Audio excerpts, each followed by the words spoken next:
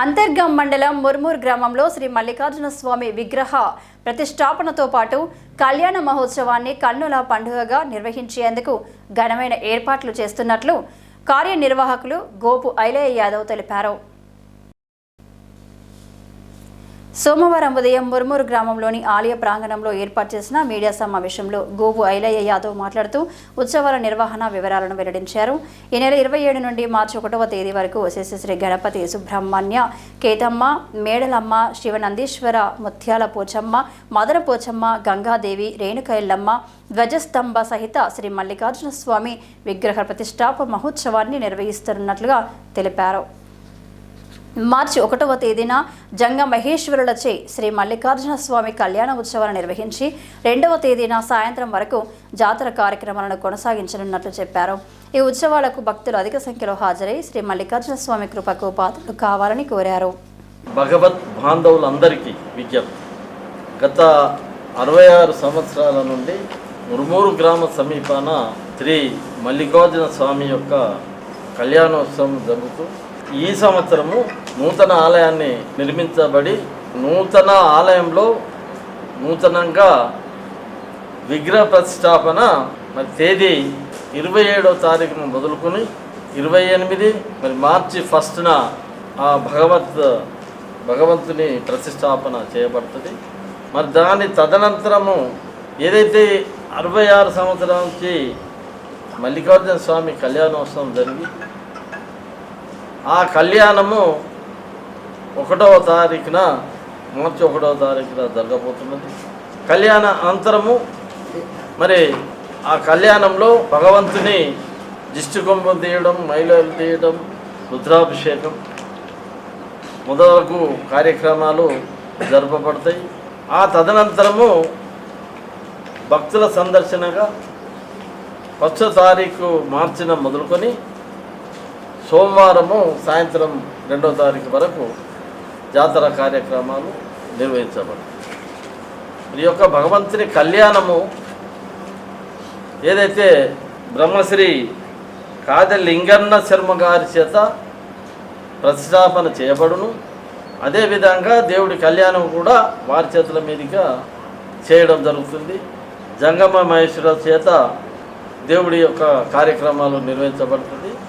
ఆ తదనంతరం ఒగ్గు కళా బృందం రాజేశం గౌడ్ అనే ఒగ్గు కళా బృందం వారి చేత జాతరలో ఒగ్గు కథలు నిర్వహించబడుతుంది.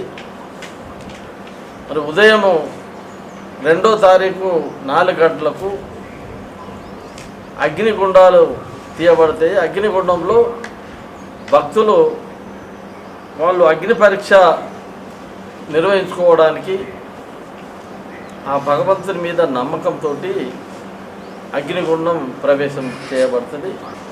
జాతరకు ఏదైతే విస్తున్నారో భక్తులు వాళ్ళకి ఎలాంటి అసౌకర్యాలు కలగకుండా జాతరలో లైటింగ్ కానీ, తాగునీరు కానీ, వాళ్ళకు టెంట్లు కానీ, పందిళ్ళు కానీ దేవస్థాన కమిటీ ఆధ్వర్యంలో జరపబడును. భక్తులు ఏదైతే ఈ యొక్క భగవంతుని గురించి ఎన్నో విధాలుగా మొక్కి ఆ యొక్క దేవునికి సమర్పించడానికి 2 రోజులు ఎంతోమంది అన్ని గ్రామాల నుండి దాదాపు 30,000 మంది భక్తులు ప్రతి సంవత్సరం వస్తున్నారు. ఈ సంవత్సరము నూతనంగా ఆలయ నిర్మాణం చేయబడిన తర్వాత అంతకుముందున్న భగవంతుడు ఆ భగవంతుని ప్లేస్లో దరిదాపు ఒక 5 ఫీట్ల విగ్రహాలతోటి నూతన నిర్మాణం చేయబడుతుంది, నూతన ప్రతిష్టాపన చేయబడుతుంది. కాబట్టి భక్తులందరూ ఇచ్చేసి ఆ భగవంతుని మొక్కులు చెల్లించుకొని భగవంతునికి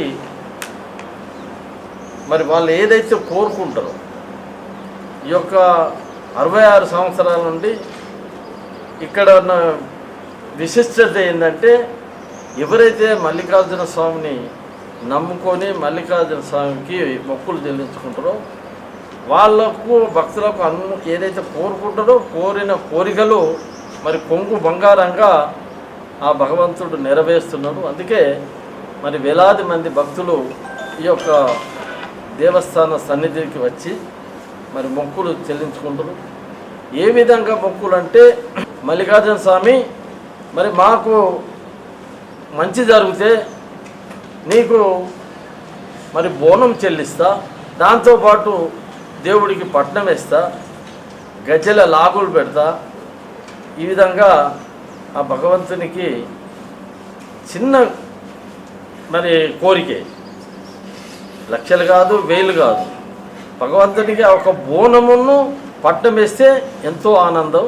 ఆ భక్తులు ఏది కోరుకుంటే దానికి ఆ భగవంతుడు ఆ భక్తులకు కలగజేస్తాడు. కాబట్టి మరి కొడుకులు పుట్టిన వాళ్ళకు పుట్టి వెంట్రుకలు తీయడం, ఇట్లా అనేక రకాల మొక్కులు భక్తులు చెల్లించుకొని మరి సంవత్సరానికి ఒకసారి ఈ భగవంతుని దర్శించుకొని మరి ఎంతో వేల మంది వచ్చేస్తారు. కాబట్టి ఈ సంవత్సరము మరి దేవుడి కళ్యాణానికి అతిపెద్ద సంఖ్యలో భక్తులు విచ్చేసి ఆ కళ్యాణానికి మరి బ్రహ్మాండంగా విజయవంతం చేస్తారని తెలియజేస్తారు. ఈ మీడియా సమావేశంలో గోపు కొమరయ్య, చంద్రయ్య, మల్లేష్, అశోక్, శ్రీశైలం, కుమార్, మల్లయ్య, జక్కుల వెంకటేష్, కొంతం సత్తయ్య, ఎలికల కొమరయ్య, సామల కొమరయ్య, పోచయ్య, ఉదయ్, కమల్ తదితరులు పాల్గొన్నారు.